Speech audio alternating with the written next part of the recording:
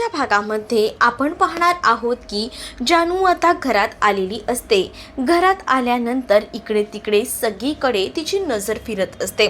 तिला आता असं वाटत असतं की चला फायनली आपण घरी आलो आहोत। पण जेव्हा ती घरी येते आणि इकडे तिकडे पाहते तेव्हा तिला तिचे पूर्वीचे दिवस आठवतात। म्हणजेच ती कशा पद्धतीने या घरात वावरायची आणि तिचे लाड व्हायचे, कारण ती सगळ्यात लहान होती आणि या सगळ्या गोष्टी तिला सारख्या आठवत राहतात। एकदाचा सीन सुद्धा तिला आठवतो। लक्ष्मी नसल्यामुळे श्रीनिवास यांनी स्वतःच्या शर्टाचं बटन हे जानूला लावायला दिलेलं होतं आणि जानू कित्येक वेळ ते लावत होती आणि श्रीनिवास यांनी तिला म्हटलेलं सुद्धा होतं की लक्ष्मी असली असती एवढा ते कधीच झालं होतं।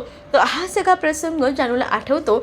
जानू बसलेली असते आणि भावना तिच्या बाजूला बसते। भावना आणि जानू आता एकत्र आहेत हे बघूनच ना श्रीनिवास यांना आनंद होतो आणि ते म्हणत असतात की आज कित्येक दिवसानंतर मी माझ्या दोन्ही मुलींना असं एकत्र हसताना पाहतो आहे, कारण जानू नव्हती तेव्हा सगळेजण डिस्टर्ब होते।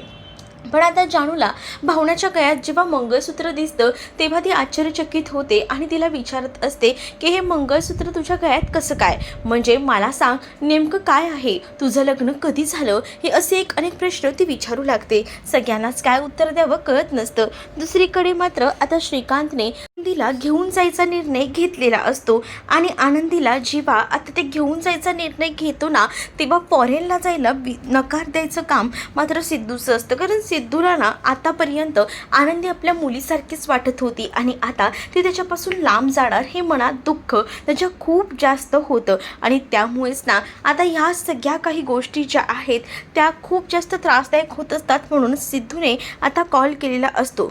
भावना फोन येतो म्हणून फोन रिसीव करण्यासाठी बाहेर निघून जाते आणि त्याच वेळेला आता इकडे मात्र सगळीच जण जानूकडे पाहत असतात, कारण जानूने भावनाच्या गळ्यामध्ये मंगळसूत्र पाहिलेलं असतं आणि तिला तेच वाटत असतं की हिने मंगळसूत्र का घातलं। सगळ्यांनाच प्रश्न पडलेला असतो की जानूला उत्तर काय द्यायचं, कारण जानूला त्या सगळ्या उत्तराची अपेक्षा असते। आता जानू एकेकाला विचारते पण सगळीच जण ना काही ना काही कारण सांगतात आणि तिकडनं एक एक करून निघतात, कारण आता त्या उत्तराला काय म्हणून आपण सांगणार आहोत हा प्रश्न पडलेला असतो। वीणा आता लक्ष्मीला म्हणते की आपल्या ही गोष्ट लक्षातच नाही आली की जानूला काय वाटेल ते, आपण हा विचारच केला नाही, बघितलंत ना आता आपणच तोंडावर पडल्यासारखं झालं असंही ती म्हणत असते। आता जानू जी आहे ती सगळीच जण निघून गेल्यानंतर शेवटी श्रीनिवासांकडे येते, पण श्रीनिवास सुद्धा तिला व्यवस्थित उत्तर देत नाही। त्यामुळे जानू विचार करते की सगळीच जण असं का करतायत, मला हा एवढा मोठा प्रश्न पडलाय पण त्याचं उत्तर कोणाकडेच कसं नाही असाही विचार ना तिच्या डोक्यामध्ये येऊ लागलेला असतो। दुसरीकडे आता भावना सिद्धूसोबत फोनवर बोलत असते।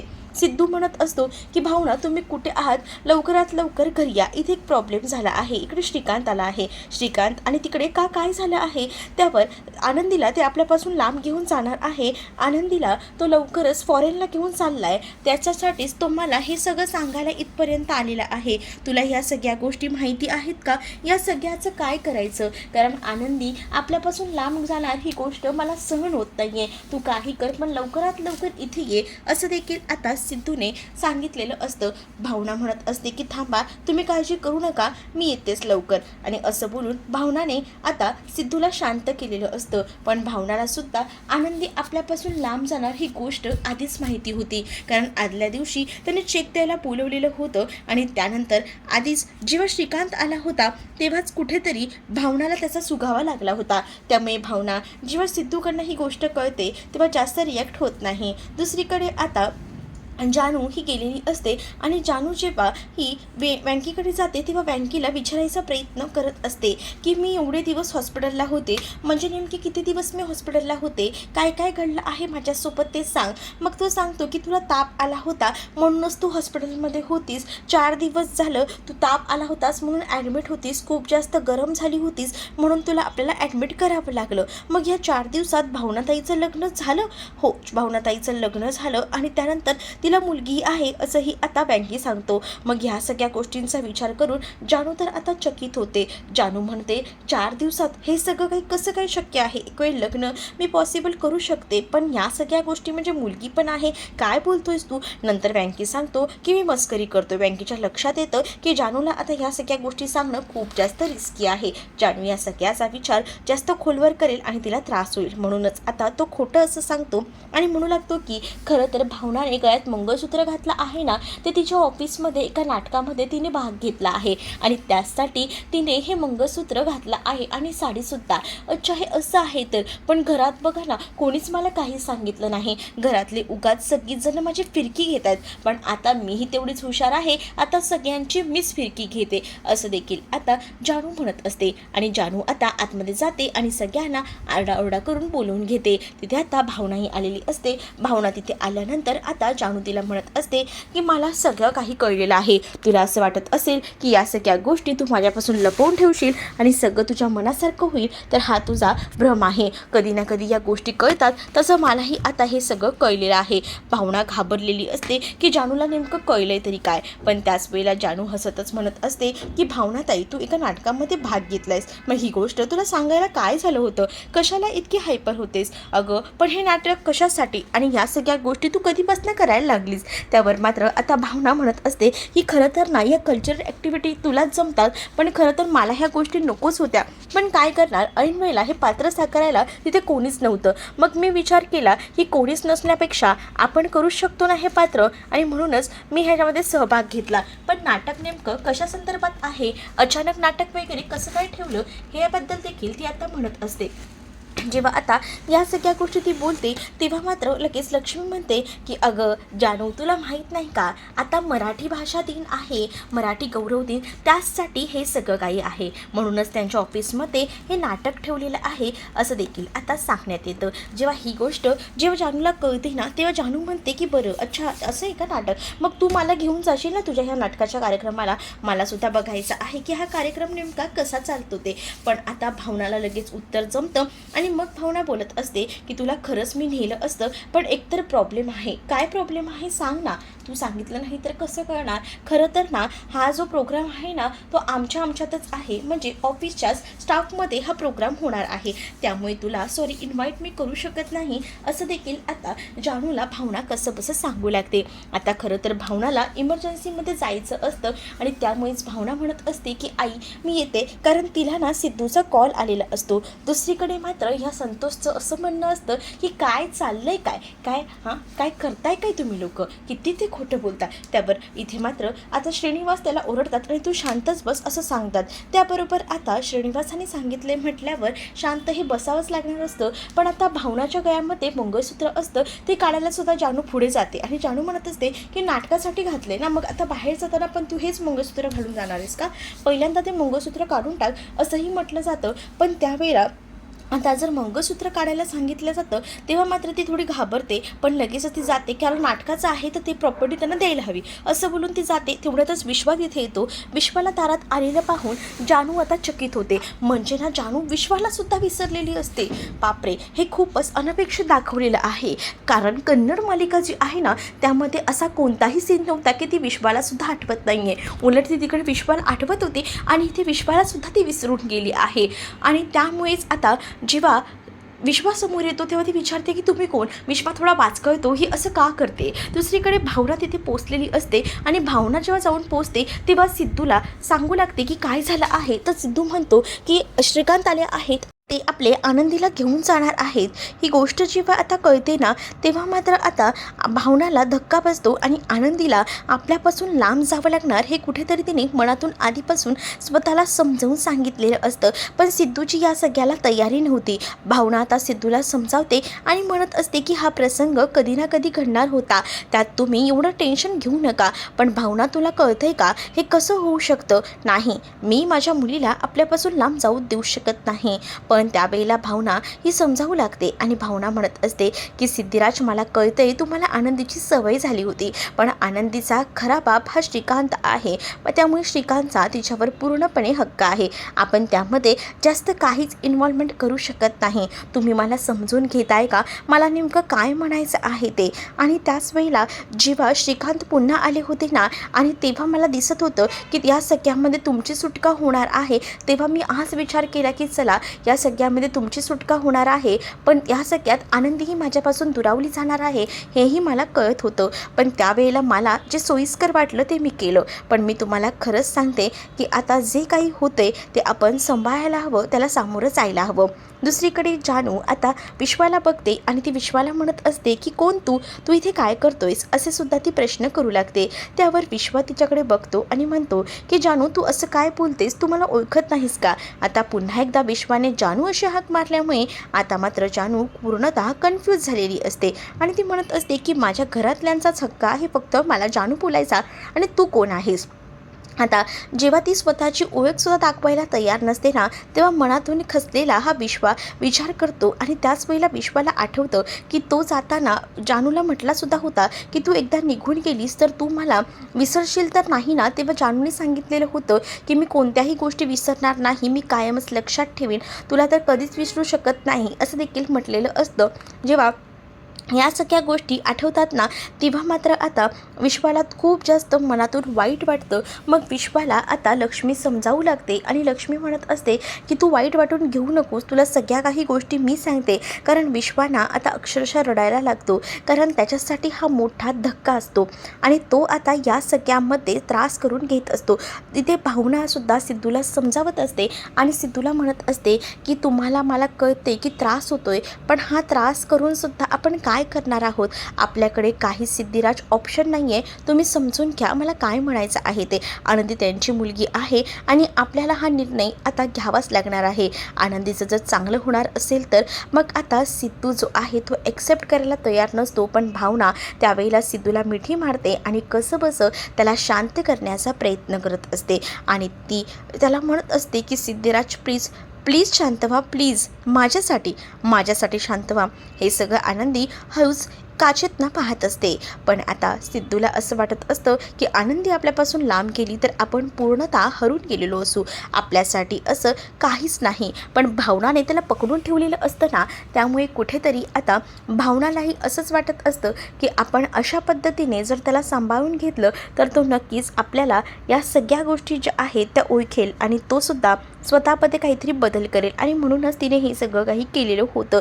दुसरीकडे मात्र आता पाहायला मिळतं विश्वा हा खूप जास्त टेन्शनमध्ये आलेला असतो आणि विश्वा जेव्हा टेन्शनमध्ये येतो ना, तेव्हा आता त्याला समजत नसतं की काय करावं आणि त्यामुळेच तो आता वेगळ्या मनस्थितीमध्ये आलेला असतो. तो म्हणतो की हे सगळं काही कसं काय झालं, मला याबद्दल सांग प्लीज, काय घडलं आहे? त्याच वेळेला विश्वाला लक्ष्मी सगळी घडलेली हकीकत सांगू लागते. त्या दिवशी तुला माहिती आहे महाशिवरात्रीच्या दिवशी हा सगळा प्रकार घडला आणि त्याच वेळेला हा सगळा प्रकार घडला त्यावेळेला आम्ही अचानकपणे हॉस्पिटलमध्ये तिला ॲडमिट केलं आणि जेव्हा आम्ही ॲडमिट केलं ना, तेव्हा आमच्यासमोर हे चित्र समोर आलं आहे की त्यामध्ये आम्हाला समजलं की जानूची मेमरी गेली आहे. मेमरी गेल्यामुळे जानूला काहीच आठवत नाही आहे. मग जयंतला सुद्धा ती विसरली आहे का हे सुद्धा आता विचारलं जातं. मग त्यावेळेला लक्ष्मी म्हणत असते की हो, ती जयंतला सुद्धा विसरली आहे. म्हणजे लग्नाआधीच्या सुद्धा काहीच गोष्टी तिला आठवत नाही आहेत, लग्नानंतरच्या तर सगळ्याच गोष्टी ती विसरली आहे, पण लग्नाच्या आधीच्या सुद्धा काहीच गोष्टी ती आठवू शकत नाही आहे. ही गोष्ट जेव्हा आता इथे असताना विश्वाला जेव्हा समजते तेव्हा विश्वा हा टेन्शनमध्ये आलेला असतो आणि त्यामुळेच विश्वा आता म्हणत असतो की हे जास्तच एकदम खतरनाक प्रकार आहे. मग आता या सगळ्यामध्ये कसे मॅनेज करायचं, तो एकदमच खचून गेलेला असतो. पण लक्ष्मी त्याला आता सावरते आणि लक्ष्मी म्हणत असते की तू जानूच्या काळजीने इथपर्यंत आलास, मला तुझी काळजी दिसते, कारण आता तू ज्या परिस्थितीतून जातोय ती परिस्थिती खूप जास्त कठीण आहे, पण तरीसुद्धा तू स्वतःला सावरून घेतोयस ना, हे खूप जास्त महत्त्वाचं आहे. पण तू काळजी करू नकोस, आपण जानूला या सगळ्यातून बाहेर काढू. जानू तुझी मैत्रीण आहे ना, मग तू कधीही या घरी येऊ शकतोस, कधीही हक्काने इथे येऊन तिच्याशी बोलू शकतोस. आपण हळूहळू या सगळ्या गोष्टींना हँडल करूया. विश्वाला ती अक्षरशः शांत बसवते, कारण आणि त्याचं नातं जे आहे ते फक्त लक्ष्मीला माहिती असतं, याबद्दल विश्वाला काहीच माहीत नसतं. विश्वासुद्धा लक्ष्मीला बसवतो कारण त्याला त्यालाही बरं वाटतं. लक्ष्मी त्याच्या बाजूला बसल्यामुळे त्याला असं वाटतं की कोणीतरी आपलंच आहे.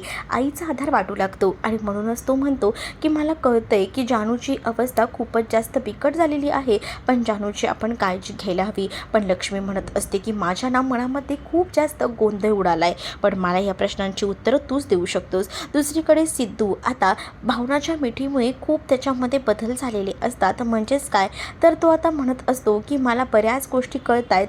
आपण आनंदीला फॉरेनला जायला द्यायला हवं, कारण जर आपण आनंदीला फॉरेनला जाऊ नाही दिलं तर ते उगाचच वाईट वाटेल. आणि आपल्यासाठी मला असं वाटतं ना की आनंदीने आपल्यामध्ये अडकून राहण्यापेक्षा तिने जावं आणि स्वतःला सावरून घ्यावं.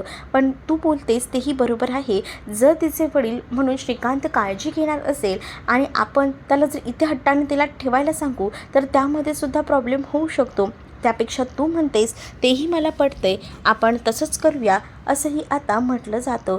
जेव्हा एवढ्या सगळ्या गोष्टी सांगितल्या जातात ना तेव्हा मात्र आता कुठेतरी भावनाही चकित होते की कसा काय एवढा विश्वास सिद्धूने ठेवला. आणि मग सिद्धूही म्हणतो की जाऊ दे, आपल्यापासून लांब का असू दे आपली आनंदी, पण ती नक्कीच ना खूप जास्त हॅप्पी असेल आणि मला हेही माहिती आहे ती या सगळ्यातून लवकरच बाहेरही पडेल, खूप शिकेल आणि खूप मोठीही होईल. हेच तर आपल्याला हवं आहे असंही तो म्हणत असतो. इकडे आता झालेला असतो श्रीनिवासांकडे आणि त्याच्या शाळेतसुद्धा आता कॉम्पिटिशन असतं मराठी गौरव दिनानिमित्त आणि त्याचसाठी तो आलेला असतो. श्रीनिवास आता त्याला काही प्रश्न विचारतात, म्हणजेच त्याला आता म्हणत असतात की मला जरा सांगाच तुम्ही की हे सगळं काय आहे ते. श्रीनिवाससुद्धा त्याला काही प्रश्न विचारतात जे इंग्लिशमध्ये असतात आणि त्याची उत्तरं त्याच्याकडनं मराठीमधनं अपेक्षित असतात. जसं की त्याला मिळालेलं आता सर्टिफिकेट, मग त्याला काय म्हणतात.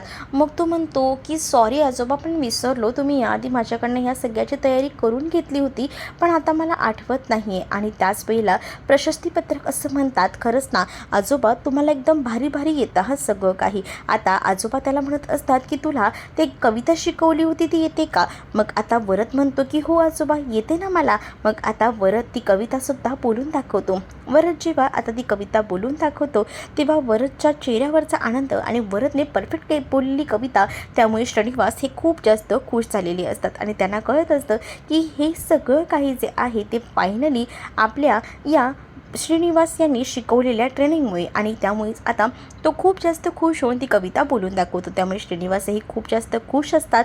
तर दुसरीकडे मात्र आता पाहायला मिळत असतं लक्ष्मीला सगळ्या गोष्टी जाणून घ्यायच्या असतात आणि म्हणूनच लक्ष्मी विश्वाला म्हणत असते की मला एक गोष्ट सांग की तुला नेमकी ही कुठे भेटली. म्हणजेच तू त्या दिवशी महाशिवरात्रीच्या दिवशी अचानकपणे जानूला सगळ्यांच्या समोर घेऊन आलास, पण त्याआधी तुला जानू कधीपासून माहिती होती. मग याआधी तू आमच्यासमोर जानूला का घेऊन आला नाही असं देखील आता लक्ष्मी विचारत असते. त्यावर आता विश्वा खूप जास्त गोंधळतो, पण विश्वाला या प्रश्नांची उत्तरं द्यावीच लागणार असतात. विश्व आता भूतकाळ सांगू लागतो आणि त्यामध्येच तो आता म्हणत असतो की खरं तर ना मला जानू भेटली नव्हती. खरं तर जानू भेटली होती ती माझ्या बाबांना.